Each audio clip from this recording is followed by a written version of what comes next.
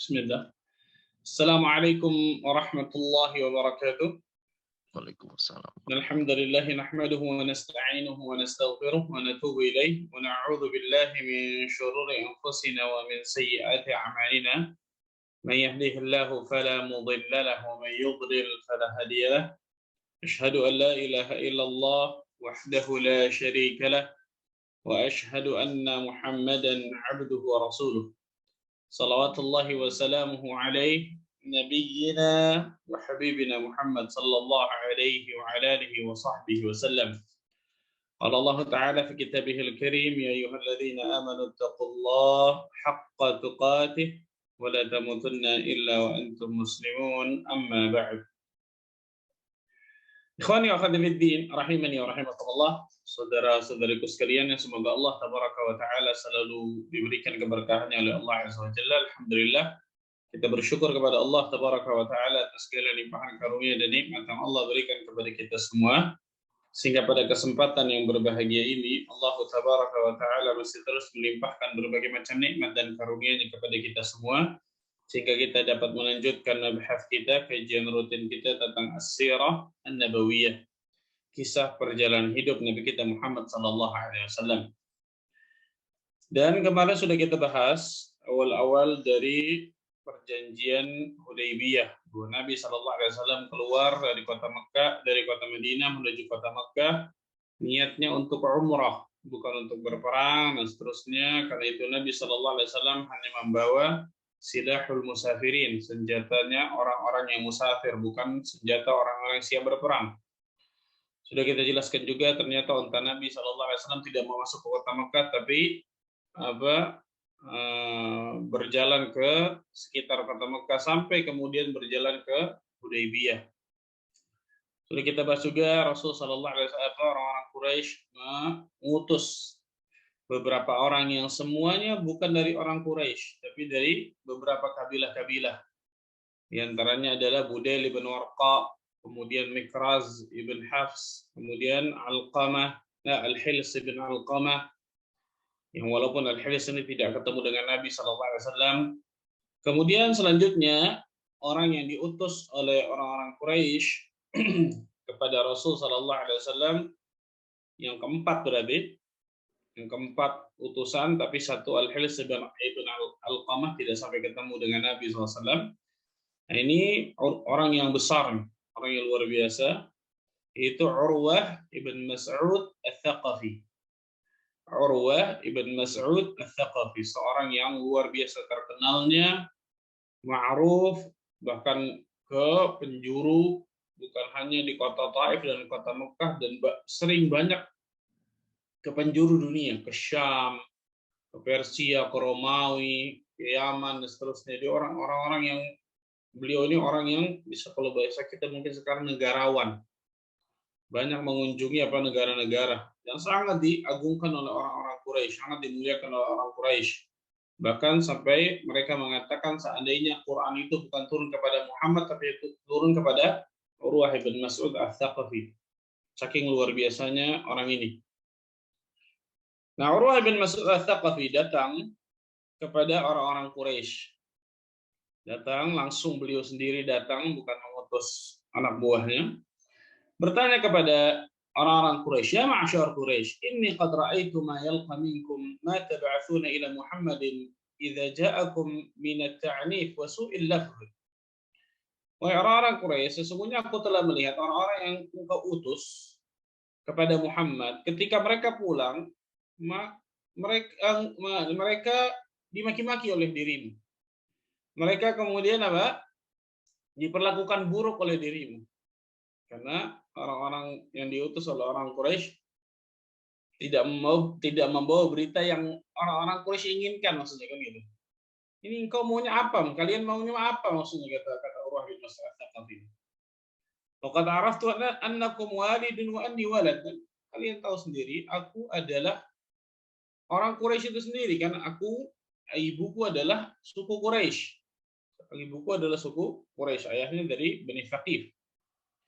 Waqad sami'tu billadzi nabakum, dan aku telah mendengar apa yang kalian derita, itu kalah perang, ditinggalkan oleh orang-orang. Fajama'tu man ata'ani min qaumi, thumma ji'tu hatta asaituhum binafsi. Aku telah mengumpulkan orang-orang yang taat kepadaku dari kaumku dan aku datang sendiri kepada kalian. Aku tidak mengutus dari anak buahku kepada kalian. Maksudnya apa? Urwah bin Mas'ud Ats-Tsaqafi menunjukkan bahwa aku ini bagian dari kalian. Aku ini juga apa? Anak kalian pada hakikatnya karena ibuku dari Quraisy. Maka orang-orang Quraisy mengatakan sadaqta, ma anta 'inda dami muttaham. Engkau benar, engkau bukan orang tertuduh. Engkau bukan orang tertuduh, engkau orang yang benar gitu maksudnya. Maka Urwah kemudian melanjutkan, fa inna hadza qad 'arada 'alaikum khuttata rusydin iqbaluha. Muhammad ini telah menawarkan kepada kalian sesuatu yang sangat bagus sebenarnya. Apa maksudnya? Gencatan senjata. Berdamai. Karena Nabi SAW mengatakan kan kepada utusan-utusan yang kemarin itu, Udail bin Warqa, kemudian Mikras bin Hafs, bahwa biarkan orang-orang Quraisy menonton saja. Kita buat perjanjian damai, orang-orang Quraisy menonton, kami mendakwahkan orang-orang, gitu. Kami doakan orang. Kalau nanti kemudian orang Quraisy mau masuk Islam, silakan. Kalau mau tidak, masalah. Ini maksudnya apa? Menawarkan kepada orang-orang Quraisy perjanjian damai, sehingga Rasul Shallallahu Alaihi Wasallam bisa berdakwah kepada manusia. Orang-orang Quraisy tidak usah ikut campur dari dakwahnya Nabi SAW. Dan itu menurut Urwah bin Mas'ud Ats-Tsaqafi ide yang sangat bagus pada hakikat. Wada'uni atihi, tapi biarkan aku datang kepadanya dulu. Biarkan aku datang kepadanya sehingga aku berbicara dengan Muhammad ini. Urwah bin Mas'ud Ats-Tsaqafi ini nanti masuk Islam radhiyallahu anhu, jadi sahabat, tapi pada sini belum. Maka orang Quraisy mengatakan itihi, taib datangi diri ini.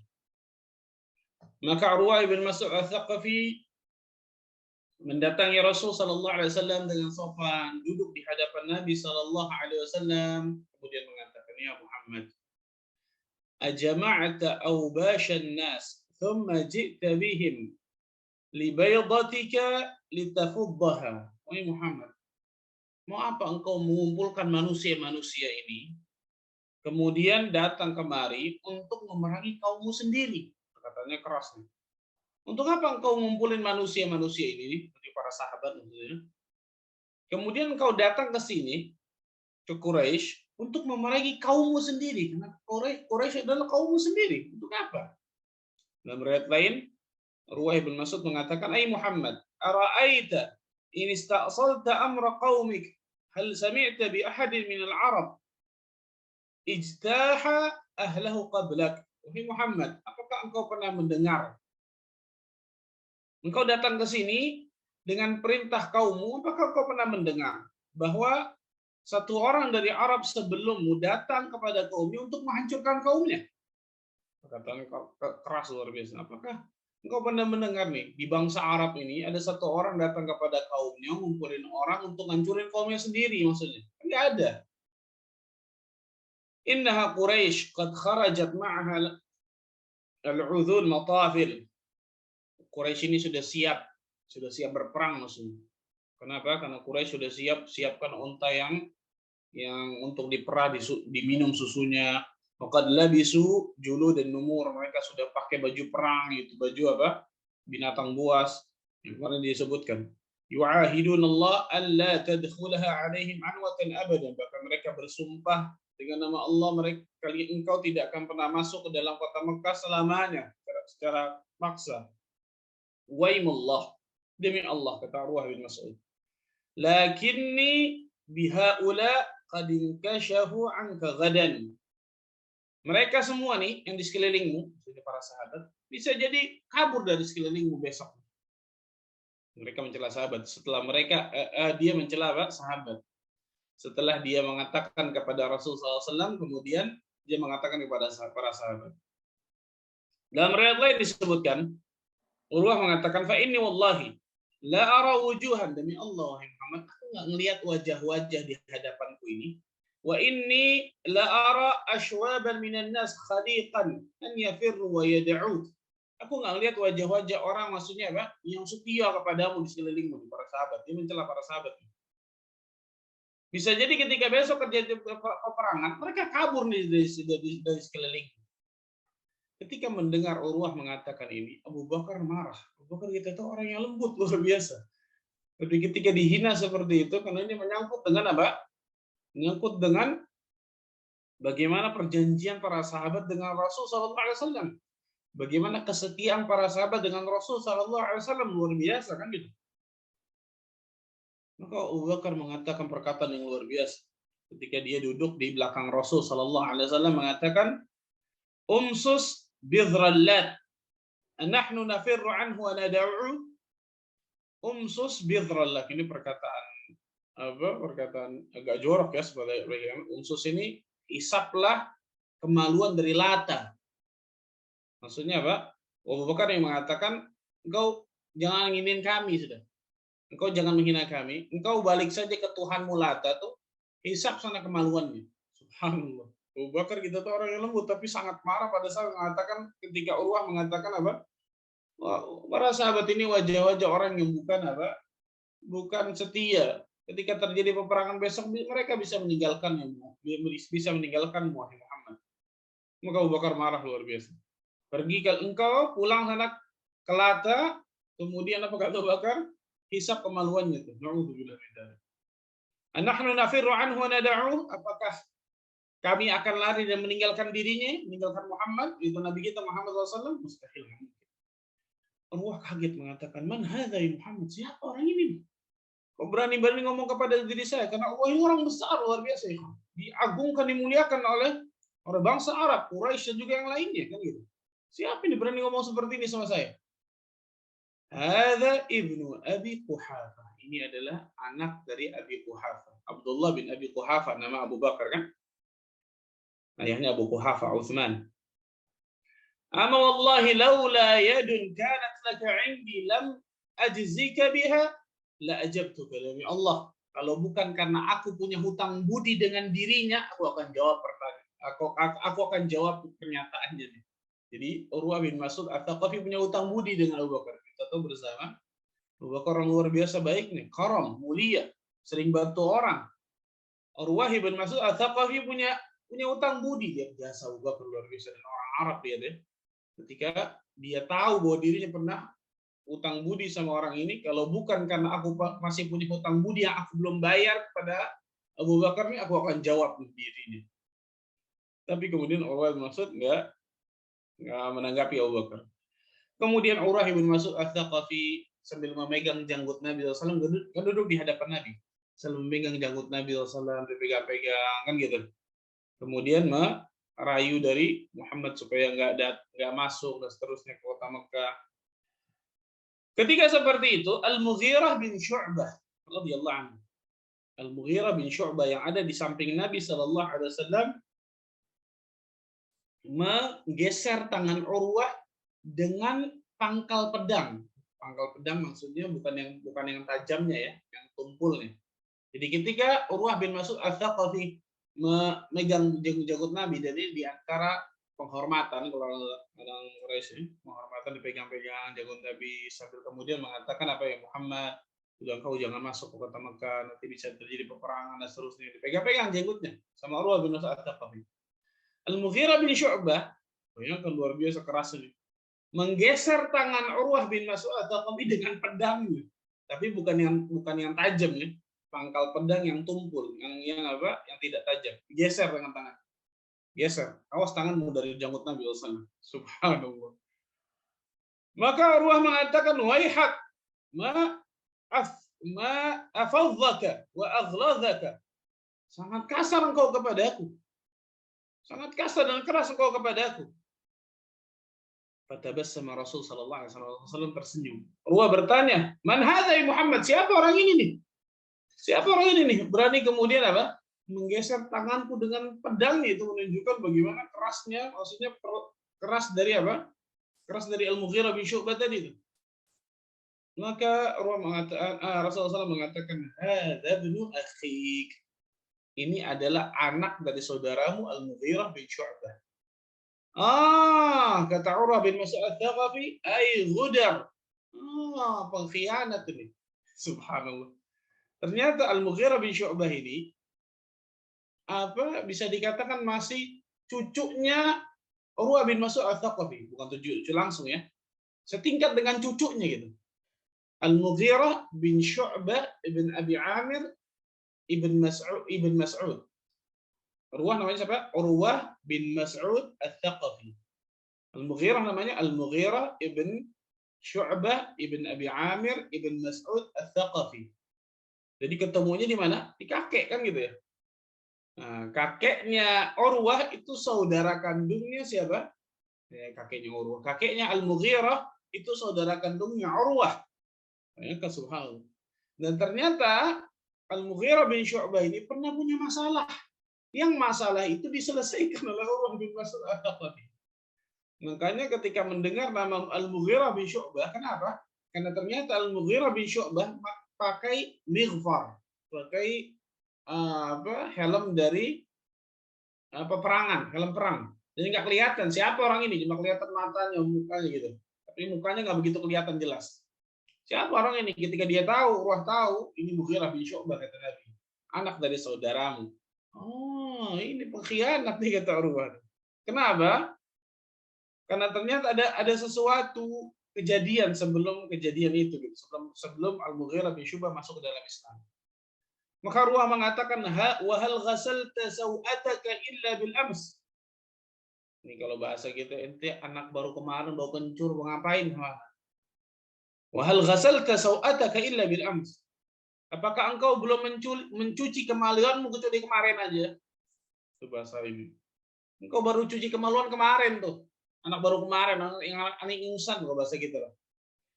Dalam riwayat, alastu as'a fi ghadratika. Bukankah aku yang membebaskan engkau dari pengkhianatanmu, dari masalahmu? Subhanallah. Jadi ternyata apa? Al-Mughirah bin Syu'bah ini pernah datang ke Mesir, ke Muqawqis, raja di Mesir. Kemudian apa? Dengan 14 orang teman yang lain ini ketika belum masuk Islam, Al-Mughirah, Quraisy. Mughirah bin Syu'bah pernah datang ke kota Mesir dengan 13 orang lainnya, berarti 14 orang dengan Mughirah. Kemudian ketika di kota Mesir di Muqawqis memberikan hadiah kepada 13 orang. Selain dari Al-Mughirah bin Syu'bah diberikan hadiah cuma dikit. Diberikan hadiah cuma apa? Sedikit. Ketika pulang dari kota Mesir, maka mereka minum khamr. Mereka mabuk-mabukan. Ketika mereka mabuk-mabukan, Al-Mughirah bin Syu'bah membunuh dari 13 teman yang lain karena kesal.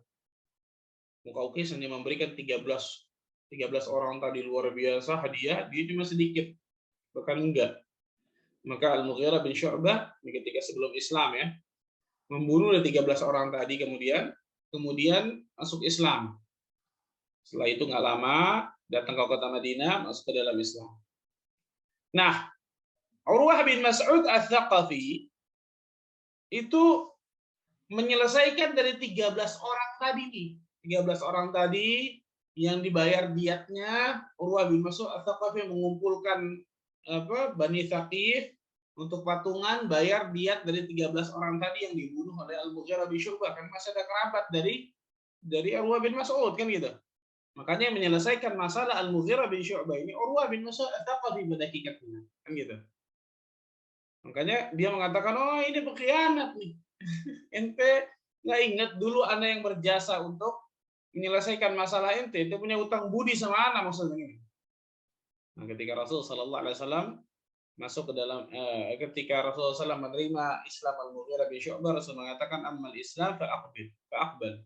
Islammu aku terima, wa ammal mal falastu minhu fi syai'. Adapun harta yang kau ambil, jadi dibunuh 13 orang, diambil hartanya. 13 orang temannya dari Mughirah dibunuh kemudian diambil hartanya. Adapun harta yang kau ambil, aku tidak ada urusan dengan diriku karena engkau itu. Islammu aku terima. Nah, sudah.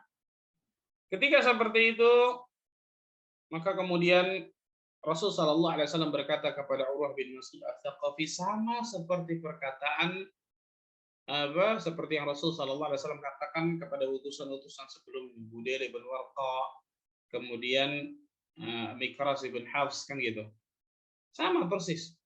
Maksudnya apa? Kalau Quraisy hanya mereka sudah capek dengan apa? dengan peperangan kalah, ditinggalkan orang. Kalau Quraisy mau kita berdamai, mereka hanya menonton, biarkan mereka menonton, melihat aku berdakwah dengan orang lain. Kalau mereka masuk Islam silahkan nanti. Kalau nggak mau mereka masuk Islam, nggak ada masalah, kan gitu. Sama persis Rasulullah SAW katakan itu seperti kepada apa yang lainnya. Maka ketika mendengar seperti itu, Urwah bin Mas'ud Ats-Tsaqafi memperhatikan bagaimana Rasulullah SAW dengan para sahabat, bagaimana muamalah mereka. Yarmuk disebutkan apa? Yarmuk, benar-benar memperhatikan dengan seksama. Bagaimana para sahabat Nabi radhiyallahu anhu jami'an memperlakukan Nabi SAW. Saya katakan tadi apa? Urwah ini orang besar. Dia negarawan, dia sering datang ke berbagai macam wilayah, ke Syam, ke Persia, ke Romawi, ke Yaman, ke Mesir. Jadi dia tahu bagaimana muamalahnya para raja, bawahannya kepada raja. Tapi ketika melihat bagaimana perlakuan para sahabat kepada Nabi SAW, kaget dia. Kenapa? Nggak pernah dia temukan bawahan itu memperlakukan rajanya seperti yang diperlakukan sahabat kepada Nabi kita Muhammad SAW. Di antaranya apa? وَمَا تَنَخَّمَ رَسُولُ صلى الله عليه وسلم نُخَامَةً إِلَّا وَقَعَتْ فِي كَفِّ رَجُلٍ مِّنْهُمْ فَدَلَّكَ بِهَا وَجْهَهُ وَجِلْدَهُ. Tidaklah Rasulullah SAW membuang ludah atau reak kecuali ditampung oleh kemudian sahabat, kemudian diusap-usapkan ke wajah. Dan ini kata para ulama, yang lebih benar ini hanya kekhususan Nabi Shallallahu Alaihi Wasallam. Kenapa? Karena perbuatan ini tidak pernah dilakukan para sahabat kepada Abu Bakar, kepada Umar, kepada Utsman, kepada Ali, kepada para sahabat yang lain. Nggak pernah. Hanya dilakukan sahabat Nabi radhiyallahu anhum jami'an kepada Nabi kita Muhammad Shallallahu Alaihi Wasallam. Dan ini kekhususan Nabi Shallallahu Alaihi Wasallam. Memang Rasulullah SAW dirinya itu berkah, keringatnya berkah, kemudian apa? Ludahnya berkah, reaknya berkah. Ini dilakukan oleh ini hanya dilakukan sahabat kepada Nabi kita Muhammad SAW dan tidak kepada para sahabat yang lain. Wa idza amarahum ibtadaru, apabila Rasul sallallahu alaihi wasallam menyuruh satu perintah, mereka cepat bergegas untuk menunaikan perintah tersebut. Apabila Rasul sallallahu alaihi wasallam selesai berwudu, maka mereka berebut wudu Nabi sallallahu alaihi wasallam sampai bunuh-bunuhan. Hampir maksudnya, bukan sampai. Hampir seakan-akan mereka ingin dapatkan wudhu Nabi, hampir seperti orang mau mau perang. Subhanallah. Saking ingin mendapatkan keberkahan dari Nabi SAW. Wa idza takallamu khafadu aswatahum 'inda. Apabila mereka berkata di hadapan Nabi SAW, mereka benar-benar merendahkan suaranya, tidak meninggikan suara.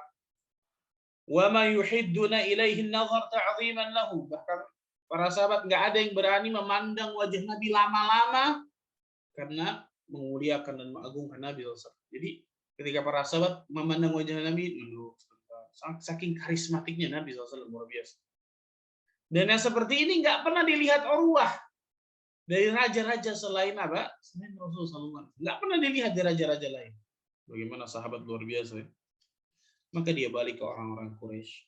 Ay qaum, wallahi laqad wafattu 'ala al-muluk wa wafattu 'ala Qaisar wa Kisra wa Najashi.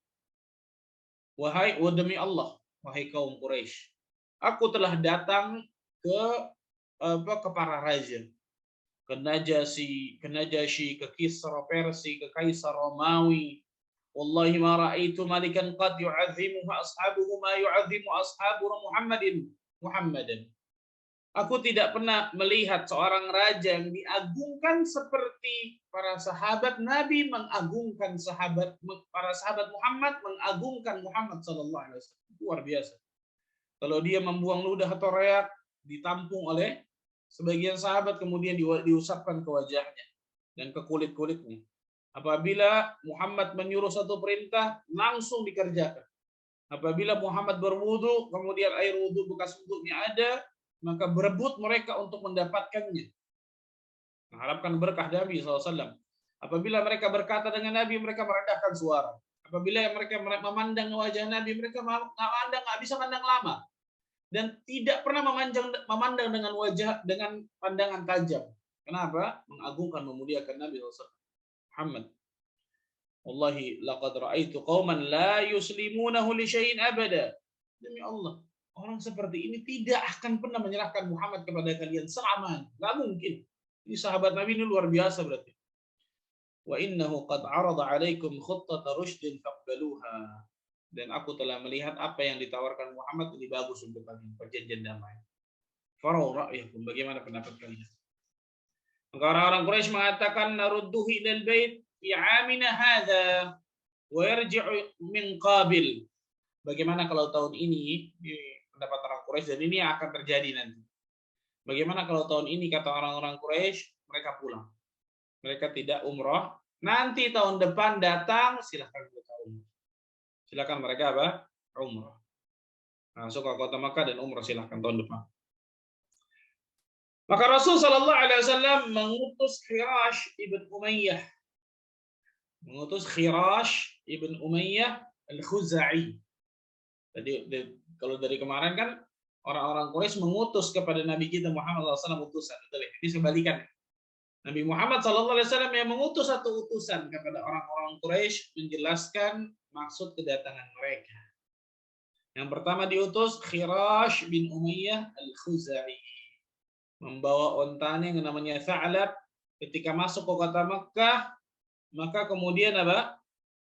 Onta dari Khirash ini kemudian apa? Dibunuh. Kemudian Khirashnya juga mau dibunuh, subhanallah. Tapi orang-orang Ahabish, dari orang-orang Ahabish yang sekitar Makkah melarang, kemudian melarang untuk membunuh orang ini, membunuh Khirash. Kemudian Khirash kembali ke Rasul Sallallahu Alaihi Wasallam menceritakan apa yang terjadi. Setelah itu kemudian Rasul Sallallahu Alaihi Wasallam mengutus orang lain. Yang mau diutus oleh Nabi setelah Khirash sebenarnya Umar bin Khattab radhiyallahu anhu. Umar bin Khattab. Tapi Umar mengatakan kepada Rasul sallallahu alaihi wasallam, "Ya Rasulullah sallallahu alaihi wasallam, inni akhafu Quraisyan ala nafsi." Sesungguhnya aku takut orang Quraisy berbuat sesuatu kepadaku. Umar bukan pengecut, tidak. Tapi maksud tujuan Nabi sallallahu alaihi wasallam mengutus satu orang untuk memberitahu orang Quraisy bahwa kami datang ini untuk ziarah, untuk umroh gitu, untuk ibadah. Bukan yang lain. Umar takut kalau aku yang diutus ke orang Quraisy, tujuan ini nggak sampai nih. Tujuan ini tidak sampai. Kenapa? Karena Umar tahu bagaimana dendamnya orang-orang Quraisy kepada dirinya. Sebelum masuk Islamnya Umar kan nggak ada yang berani. Kemudian sholat di depan Ka'bah. Ketika masuk Islamnya Umar, sahabat sholat depan Ka'bah luar biasa, dijaga oleh Umar. Siapa yang berani? Aku yang menghadapi aku. Jadi dendam orang Quraisy kepada Umar luar biasa maksudnya. Walaysa bi Makkah min Bani Adi ibn Ka'ab ahadun yamna'uni. Dan enggak ada di kota Makkah dari Bani Adi, baniku yang bisa menghalangi itu, yang bisa membantuku. Wa qad 'arafat Quraisyan adawati iyah, dan aku tahu bagaimana permusuhan orang-orang Quraisy kepada diriku, wa ghilzati 'alaiha, dan kemarahanku kepada mereka. Aku tunjukkan kepadamu, wahai Rasulullah SAW, satu orang yang lebih mulia dan akan diterima oleh mereka. Siapa? Utsman bin Affan radhiyallahu anhu. Utsman luar biasa. Orang yang lembut kan gitu. Dan banyak kabilah dari Utsman yang akan bisa membantu di kota Makkah. Enggak diapa-apain kata Umar, Pak. Aku yakin Utsman aman. Maksud tujuan Rasul sampai itu. Menjelaskan kepada mereka, bisa diskusi, bisa musyawarah dengan orang Quraisy. Kalau aku perang pasti. Kalau aku pasti berantem di dalam musuh. Maka Rasulullah SAW memanggil Utsman bin Affan, kemudian mengutus Utsman bin Affan ke Quraisy. Mengutus Utsman bin Affan ke Quraisy. Ketika Utsman masuk, maka Utsman bertemu dengan Aban ibn Sa'id ibn Al-As. Aban ibn Sa'id ibn Al-As. Kemudian Utsman turun dari ontanya, Aban kemudian membonceng Utsman bin Affan sampai ke Abu Sufyan, ke bosnya Quraisy. Dan nggak ada yang boleh berani. Aban ibn Sa'id ibn Al-As mengatakan nggak ada yang boleh berani ganggu Utsman.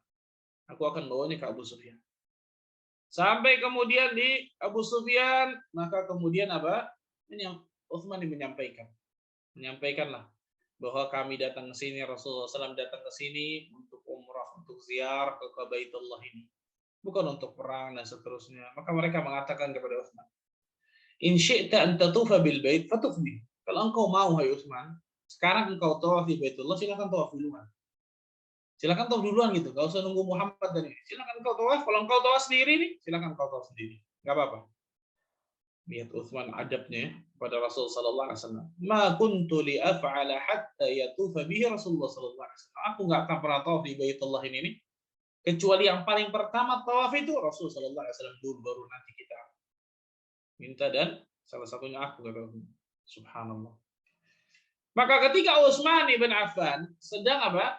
Bermusyawarah, diskusi dengan mereka, awal agak lama mungkin, tersebar isu, tersebar hoaks, kabar burung bahwa Utsman ibn Affan sudah dibunuh orang-orang Quraisy. Subhanallah. Nggak tahu berita dari mana ini. Entah hoaks dan isu kabar burung dari zaman dulu nih. Subhanallah. Tersebar kabar Utsman dibunuh. Padahal apa? Mereka sedang diskusi nih. Alot memang. Musyawarah bagaimana kalau begini, bagaimana kalau begini, terus subhanallah. Mereka membawa Utsman, menahan Utsman supaya diskusi, supaya musyawarah, bukan diapa-apain kan gitu. Mereka tahu nggak bakal berani untuk membuat keburukan kepada Utsman. Maka ketika terdengar kabar isu bahwa Utsman dibunuh, Rasulullah SAW mengatakan, "La nabrahu hatta nunajizal qaum."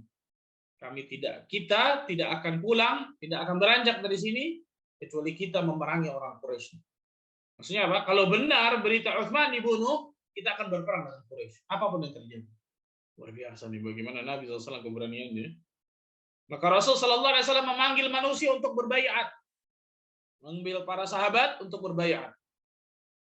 Maka datanglah para sahabat untuk berbaiat kepada Nabi SAW.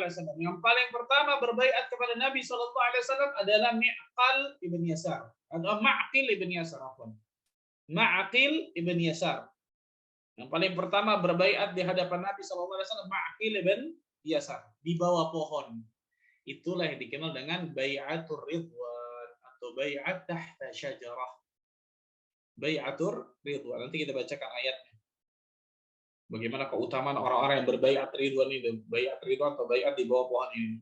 Di antara Ma'qil ibn Yasar. Kemudian apa? Diikuti oleh para sahabat yang lain. Diikuti oleh para sahabat yang lain. Abu Sinan, Abdullah ibn Wahab al-Asadi, kemudian sahabat-sahabat yang lain. Kemudian ketika Umar melihat, ada apa itu? Orang pada berkumpul di depan Nabi SAW, maka diutuslah anaknya Abdullah bin Umar. Abdullah, coba lihat, ada apa itu? Ternyata ketika Abdullah datang kepada Nabi, orang pada berbaiat Nabi, memegang tangan Nabi, berbaiat. Memegang tangan Nabi, berbaiat. Abdullah bin Umar diantaranya memegang tangan Nabi, berbaiat. Setelah itu balik ke ayahnya Umar, wahai ayahku, orang pada baiat. Datanglah Umar bin Khattab untuk baiat kepada Nabi SAW. Bayangkan, luar biasa, Masya Allah. Dan di antara orang yang berbaiat itu bahkan sampai 3 kali adalah Salamah ibn al-Aqwa. Salamah ini sampai 3 kali berbaiat kepada Nabi SAW. Salamah ibn al-Aqwa. Ketika pertama kali sudah baiat, tiba-tiba Rasul SAW melihat Salamah lagi. Wahai Salamah, apakah engkau tidak mau berbaiat kepadaku? Ayo, sudah Rasulullah, aku sudah berbaiat kepadamu ya Rasulullah. Aidhan, baiat lagi yang kedua. Maka Salamah berbaiat untuk kedua kali. Kemudian ketiga kali, di hadis yang panjang jelas ya. Ketika Rasul SAW melihat lagi Salamah, ala tubayyi'uni ya Salamah, apakah engkau enggak berbaiat kepadaku wahai Salamah? Aku sudah berbaiat kepadamu ya Rasul. Aidhan, lagi 3 kali, bayangkan salah berbaiat kepada Nabi SAW. Subhanallah. Kenapa? Karena Rasul SAW, kata Ibnu Hajar dari Battal dan lainnya, ingin yu'akkidu bai'at Salamah. Ingin benar-benar mentakkid.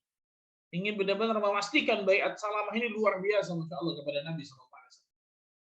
Nah, di antaranya Rasul SAW berbai'at untuk Utsman bin Affan. Ini menarik ini. Rasul SAW mengangkat tangan kanannya, mengatakan, hadhihi yadu Utsman. Ini nih tangan Utsman. Dan ini tangan aku, kata Nabi. Dan Utsman sudah berbaiat kepada. Bayangkan, Utsman ibn Affan tidak berbaiat bai'atur ridwan, tapi dapat keutamaan dan pahala bai'atur ridwan. Rasulullah SAW langsung mengibaratkan, mengisyaratkan, ini tangan Utsman, ini tangan aku. Dan kemudian Utsman berbaiat kepada. Aku menerima baiatmu. Untuk Untuk apa mereka berbaiat? Untuk alal maut. Bayangkan subhanallah. Faqila alal maut. Mereka berbaiat untuk kematian. Maksudnya apa? Apapun yang terjadi, kami tidak akan pernah meninggalkan Nabi Shallallahu Alaihi Wasallam dan kami akan masuk ke kota Makkah untuk membebaskan Utsman. Ini nggak sembarangan ini, kalau luar biasa ini. Ini baiat maut ini subhanallah. Mereka berbaiat kepada Nabi Shallallahu Alaihi Wasallam alal maut kata para ulama. Untuk kematian, baiat kematian yang luar biasa. Masuk ke kota Mekah, mereka nggak bawa senjata perang.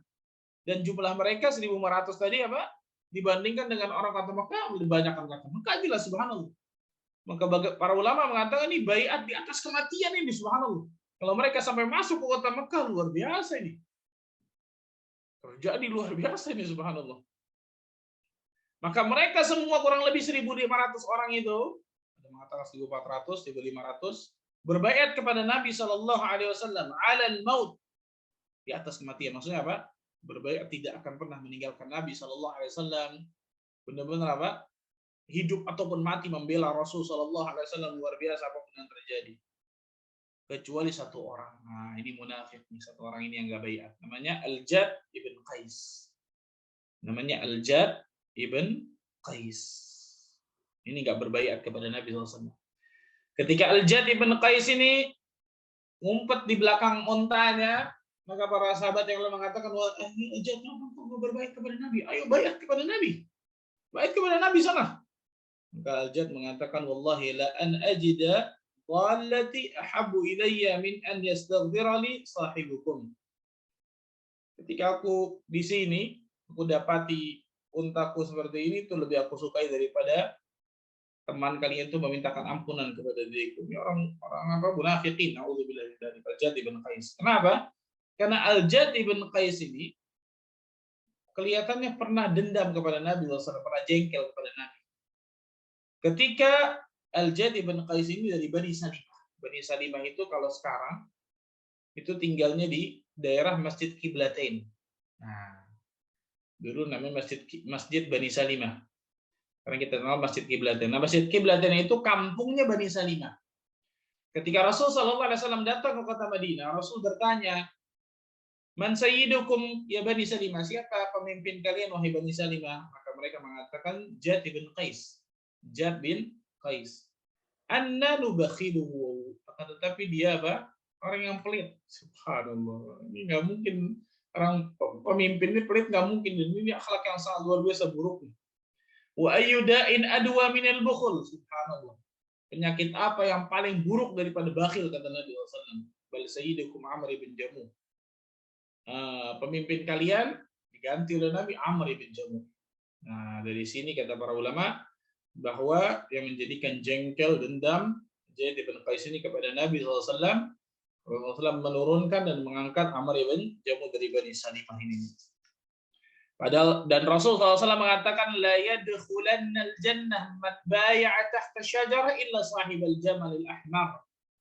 Akan masuk surga orang yang berbaiat di bawah pohon kecuali yang punya onta merah ini. Onta merah itu warna putih aslinya. Kecuali yang punya onta merah. Al-Jad bin Qais ini punya onta merah. Subhanallah. Semua akan masuk ke dalam surga kecuali yang punya onta merah, maksudnya Al-Jad bin Qais ini orang munafik. Dan orang yang berbaiat di hadapan Nabi SAW luar biasa. Rasulullah mengatakan juga, la yadkhulun nar ahadun mimman bai'a tahta syajarah, tidak akan masuk neraka orang yang berbaiat di bawah pohon. Itu baiat ridwan atau baiat tahta syajarah tidak akan pernah masuk neraka. Subhanallah, itu keutamaan orang yang berbaiat di bawah pohon ini. Dalam riwayat lain Rasul mengatakan antum khairu ahli dunya, antum khairu ahli al-ardi. Kalian adalah sebaik-baik penghuni di bumi ini. Keutamaan orang yang ikut hadir dalam baiatur ridwan, luar biasa masyaallah. Allah tabaraka wa taala berfirman dalam surat Al-Fath ayat ke-18. Surat Al-Fath ayat ke-18. Allah tabaraka wa taala berfirman, laqad radiyallahu 'anil mu'minina idh yubayyi'unaka tahta asy-syajarah Sungguh Allah telah meridai orang-orang mukmin ketika mereka berjanji setia kepadamu ya Muhammad di bawah pohon. Di bawah apa? Pohon. Fa'alima ma fi qulubihim. Dan Allah Azza wa Jalla mengetahui apa yang ada dalam hati mereka, hati para sahabat, luar biasa. Fa'anzala sakinata 'alaihim wa athabahum fathan qariba. Lalu dia Allah memberikan ketenangan atas mereka dan memberikan balasan dengan kemenangan yang dekat. Luar biasa, Masya Allah. Allah Azza wa Jalla memuji orang-orang yang baiat, mengikuti baiat di bawah pohon itu, baiatur ridwan, luar biasa. Bagaimana dengan nasib pohon tersebut? Ya Allah Azza wa Jalla takdirkan luar biasa. Pohon tersebut Allah Azza wa Jalla takdirkan dilupakan oleh sahabat, dibikin lupa oleh Allah Azza wa Jalla kepada para sahabat. Disebutkan bahwa dari Sa'id bin Musayyib, dari ayahnya, annahu kana mimman bai'a Rasulullah sallallahu alaihi wasallam tahta syajar. Ayahnya termasuk orang yang berbaiat di bawah pohon. Baiat tahta syajar atau di baiat ridwan. Ketika tahun setelahnya mereka datang, mereka ingin cari di mana pohon yang dulu kita baiat. Dan kemudian ternyata apa? Pohon itu telah dilupakan. Pohon itu telah dihilangkan oleh Allah. Ini ada hikmah tersendiri luar biasa. Pohon itu telah dilupakan, dihilangkan oleh Allah. Jadi para sahabat lupa, mana pohonnya? Begitu seperti diriwayatkan Imam Bukhari juga. Ketika mereka datang di tahun selanjutnya, mereka khilaf tentang pohon ini. Ini kayak pohon ini nih. Pohon ini nih, pohon ini nih. Mereka lupa, subhanallah. Allah Azza wa Jalla jadikan seperti itu. Dan disebutkan oleh Abdullah bin Umar, fakanat rahmatan min Allah. Dan itu adalah rahmat dari Allah. Lupanya para sahabat pohon yang mana, itu rahmat dari Allah. Kenapa? Al-Hafidz Ibnu Hajar menyebutkan, Ibnu Battal juga menyebutkan ini. Wal hikmah fi ikhfaiha, dan hikmah dari Allah Azza wa Jalla menyembunyikan pohon itu, alla yahsula biha iftinan lima waqa'a tahtaha min al-khair. Falau baqiyat lama umina ta'zimu ba'd al-juhal laha hatta rubbama afdha bihim ila i'tiqadi anna laha quwwah naf'in aw darrin kama narahu al-an musyahidan fima huwa dunaha. Hikmah Allah Azza wa Jalla menghilangkan pohon tersebut, melupakan dari para sahabat supaya tidak terjadi fitnah di antara kaum muslimin. Supaya nantinya apa? Tidak ada orang-orang bodoh datang setelahnya menganggap bahwa pohon ini bisa memberikan manfaat, bisa menolak madarat, syirik. Sehingga Allah Azza wa Jalla lupakan. Pernah di zaman Umar bin Khattab radhiyallahu anhu, orang menyangka-nyangka, oh ini nih katanya nih, pohon yang memang Rasulullah SAW dan para sahabat berbaiat di bawahnya nih. Ini kelihatannya nih pohonnya nih. Zaman Umar pernah terjadi seperti itu. Apa yang terjadi? Apa Umar jadikan cagar budaya gitu, lestarikan? Umar memerintahkan untuk menebang pohon tersebut supaya tidak terjadi apa? Kesyirikan di antara kaum muslimin. Kenapa? Karena ternyata telah terjadi zaman Umar bin Khattab, oh ini pohonnya nih, mereka sholat menghadap ke pohon tersebut. Ya. Ini saddud dzari'ah, saddud dzara'i, menutup segala perkara yang bisa mengantarkan seseorang kepada keburukan. Umar menyuruh untuk memotong, menebang pohon tersebut. Nah, itu disebutkan oleh para sahabat. Allah a'lam bishawab. Ini mungkin yang bisa saya sampaikan dari ini. Masih kita lanjutkan nanti masalah perjanjian Hudaybiyah, insyaallah taala. Semoga yang sedikit ini bermanfaat bagi diri saya dan sekalian. Semoga Allah Azza wa Jalla berkahi pertemuan kita, dan Allah Azza wa Jalla jadikan diri kita termasuk orang-orang yang selalu mencintai Nabi kita Muhammad sallallahu alaihi wasallam, sampai kita nanti mudah-mudahan dikumpulkan oleh Allah Azza wa Jalla di surga Firdaus tanpa hisab dan tanpa adab. Subhanakallah bihamdika asyhadu an la ilaha illa anta astaghfiruka wa atubu ilaik. Assalamualaikum warahmatullahi wabarakatuh.